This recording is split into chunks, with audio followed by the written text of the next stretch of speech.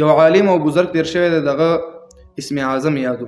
اسم اعظم دې ته وایي چې دا د الله جل جلاله په نومونو کې لوی نوم دی. دا چې چاته یاد چې د الله جل جلاله نه څه سوال وکړي نو الله تعالی هغه سوال قبلوي. اول د اسم اعظم وایي او بیا دعا وکړي نو الله تعالی سوال نه رد کوي. الله تعالی هر سوال چې وي قبلوي. نو عالم دته اسم اعظم یادو نو چې څه دعا به وکړه الله تعالی به قبلوله. د دې عالم یو شاګرد ته معلومات شو چې د ما د استاد ته اسم اعظم یاد دی او باید زه ترې نه زده کړم. د شاګرد لاړو خپل استاد ته کېناستو وای استاد زه خبر شوم او ما ته معلومات شوی چې تاسو اسم اعظم یاد دی. نن به ماته د اسم اعظم را زده کوي. کله چې اسم اعظم زده شو بس کار بیا جوړ شي. هغه ورته بچی کېنه دا اسم اعظم چې دا ډیر لوی صبر غواړي استقامت غواړي دا دار چا کار نه دی. وای نه ماته به زده کې. هغه ورته صبر وکړه چې فارغ شي استاد ته معلومات کیږي.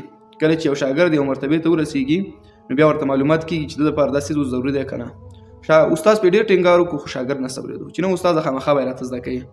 نو په دغه وخت کې استاد ورته دې کار وکړه زه به تاسو اسم اعظم زده کوم خو زما یو شرط دی. وای څه شرط دی؟ وای سبا ته چې دی یو خوړ ورته یاد کو چې تاغه خوړ ته ځان ورسوه. اغل ته لاړ شه او د خوړ په غاړه ودرېږه. یو سپینګیره انسان بر روان وي او ستړی ستومانه به وي او په سټ او په سر باندې به د لرګو یو ګېډې وي او سخته ګرمي وي په دې خوړ کې بر روان وي. وخت ورته خو چې په دې وخت راځي اغل ته ودرېږه. کله چې دا کس مخ ته راغی او کلکه سپېړه به وهي او بیرته تیر راشه بیا ورته اسم اعظم زده کوم. هغه ورته صحیح ده چې په دومره کار سره ماته اسم اعظم زده کیږي دا خو کوم چې سبا ته لاړو ګوري چې یو کس ته ستړی ستومانه را روان دی او خولي ترې نه بادېږي او سپینه ګیره ده او د لرګو ګېډۍ په سر باندې دی. نو چې ده په دغه وخت کې د کس ته چې مخامخ شو نو زړی پې ډېر زیات خفه شو ځکه استاد ورته ویل چې ته به یې سپېړه وهې نو ده خو سپېړه نه شو وهلی او ستړی ستومانه او سپین ګیره نو په دغه وخت کې سپېړه ګزار دا جرأت یې ونه کړو چې ده ته یې سپېړه ورکړې. بېرته راغی خپل استاد ته. استاد ترې نه پوښتنه وکړه چې هلکه سپېړه دې ورکړه که نه؟ نو شاګرد ورته وایي چې استاد زما څنګه سپېړه ورکړې. هغه دومره ستړی ستومانه او سپین ګیری او په دې سخته ګرمۍ کې خولې پرې را روانې وې نو ما زړه ونه شو کړی چې ده ته ما سپېړه ورکړې. استاد ورته که دا کار دې نه یې کړی که نه اسم اعظم درته نه ښیم لاول به دا کار کوي. نو هغه شاګرد مجبوره شو چې اوس اسم اعظم زده کول غواړي. بعضې شاګردان که نه هغه استاد پسې شله شي چې نه دا کار ما ته راکړه. نو ورته ویې چې دا کار به کې بیا اسم اعظم درته زده کومه. نو کله چې د شاګرد بیا لاړو په سبا باندې هلته ودرېدلو هغه سړی بیا په هماغه وخت کې را روان دی ستړی ستومانه دی خولې ترې نه بادېږي لرګی د لرګو ګېډۍ په سر دی را روان دی. ده چې کله ورغی نو ډېر زړی پې هم خفه شو خو لاس یې اوچت کړو سپېړه یې ورکړه. کله چې سپېړه ورکړه نو هغه کوم سپین ګیری سړی چې هغه د ګېډۍ یې کېښودلو د لرګو ګېډۍ چې دا یې کېښودلو. په دغه وخت کې د شاګرد دا لاس یې راواغوستلو پاک یې کړو بیا یې ښکل کړو. ورته ویل چې بچی ستا به لاس په تکلیف شوی خوږ شوی وي. هغه یې ورته ښکل کړو چاپي یې کړو ورته ویل چې بچی تا ما ته ویلي وو تا ولې دومره تکلیف وکړو چې تا به اسمان سر نه راغلی او زه دې په سپېړه ویل ما ته به دې سوال جواب کړی او زه به د راغلی وم او ما به درته هلته مخ نیولی او زه به دې په سپېړه وویلم ته ډېر زیات په تکلیف شولې.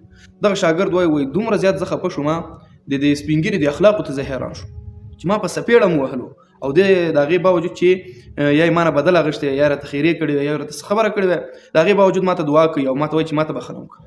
د دې په ځای چې زه ترې بخښنه وکړم هغه ما نه بخښنه غواړي. وایي زه حیران شوم او ډېر زیات شرمنده شوم.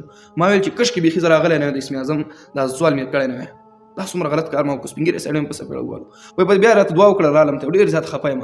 هغه خپل استاد ته چې مخامخ شوم راته ویل چې هغه کس سره مخامخ شو و مخامخ شوم سره وایي څه دې وکړل وایي چې دغسې غلط کار مې وکړو سپېړه باندې مې هغه سپین ګیری سړی وویل وایي هغه درته څه وویل وایي هغه راته لاس پاک کړو بیا راته چاپي کړو ښکلي کړو بخښنه یې ما نه وغوښتله چې ستا لاس به ډېر په تکلیف شوی او ته به ستړی شوی دومره راغلی ما ته به دې ویلې زه به در راغلی یم زه به دې په سپېړه وهلم. وایي بچې ته خبرې وایي دا چې دی دا زما د اسم اعظم استاد و دا زما څه شی وایي زما د اسم اعظم استاد و ده نه ما اسم اعظم زده کړی. وایي بچې دومره صبر درلودلی شي لکه دغه سړي چې درلودلی.